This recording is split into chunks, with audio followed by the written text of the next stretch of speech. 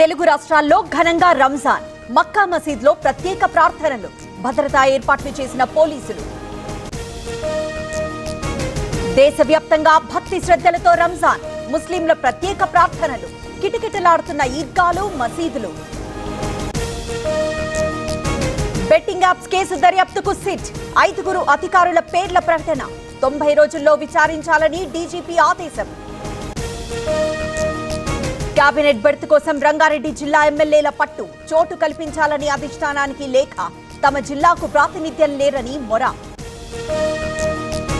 పాలకులు మారినా పాలనొక్కటే, అడవుల్ని అంతమొందిస్తున్నారు, పచ్చదనంపై వేటేస్తున్నారన్న బండి సంజయ్. భూములపై రగడ, జేసీబీలను అడ్డుకున్న హెచ్సియు విద్యార్థులు, వేలం వేస్తే ఊరుకోమని హెచ్చరిక.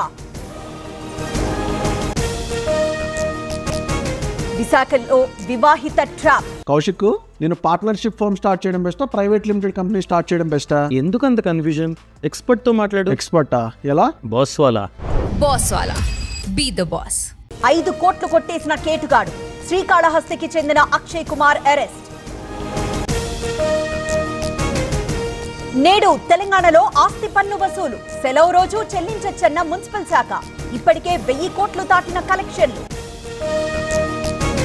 కొనసాగుతున్న ఎస్ఎల్బీసీ రెస్క్యూ ఆపరేషన్, వేగంగా మట్టి బురద తరలింపు, ఇంకా లభించని 6 ఆచూకీ.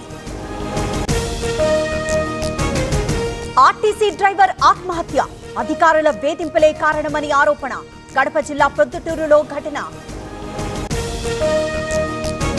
వరంగల్ జిల్లా గవిచెర్లలో భక్తి పారవస్యం, ఘనంగా గుండ బ్రహ్మయ్య జాతర, ప్రభబండ్లతో కదిలొచ్చిన నేతలు. తిరుమలకు పెరిగిన భక్తులు, సర్వదర్శనానికి 18 గంటల సమయం, 31 కంపార్ట్మెంట్లలో వెయిటింగ్. తెలుగు రాష్ట్రాల్లో మండుతున్న ఎండలు, నిప్పులు కురిపిస్తున్న భానుడు, బయటకొచ్చేందుకు జంకుతున్న జనం. ఇసుక లారీ డ్రైవర్ల ఇష్టారాజ్యం, రహదారిపై 2 వైపులా పార్కింగ్, భూపాలపల్లి జిల్లాలో నిత్యం నరకం. వాస్తవాలకు విరుద్ధంగా విద్యా విధానం, అంతా వ్యాపారమయంగా మారింది, పుస్తకాల్లో మత ప్రభావం పెరిగిందన్న సోనియా. ఇండిగోకు భారీ జరిమానా, 944 కోట్లు విధించిన ఐటీ శాఖ, 2021-22 ఏడాదికి చెల్లించాలని నోటీస్. నేడు ముంబై వర్సెస్ కోల్కతా మ్యాచ్ రాత్రి 7:30కు ప్రారంభం, గెలుపు కోసం ఇరు జట్ల వ్యూహాలు.